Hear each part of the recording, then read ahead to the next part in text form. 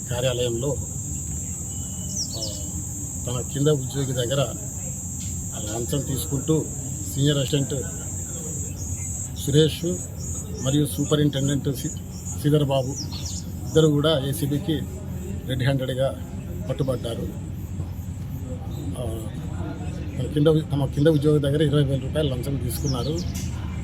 ఆ కింద ఉద్యోగి గత సంవత్సరము 88 రోజులు హాఫ్ డే లీవ్లో వెళ్ళడం జరిగింది. ఆయనకు ఆరోగ్యం బాగాలేక. తర్వాత ఆయన 1 నవంబర్ నాడు డ్యూటీకి రిపోర్ట్ చేశాడు ఫిట్నెస్ సర్టిఫికేట్తో.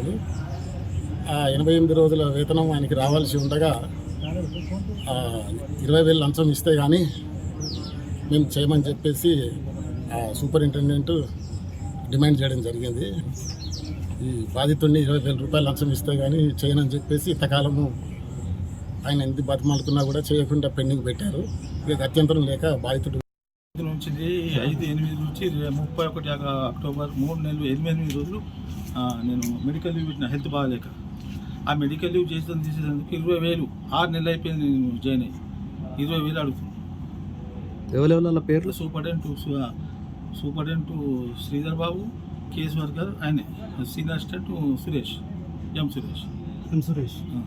ఇప్పుడు ఫస్ట్కి వచ్చి జాయిన్ అయినా, మెడికల్ సర్టిఫికేట్ ఇచ్చి ఫిట్నెస్ సర్టిఫికేట్ జాయిన్ అయినా.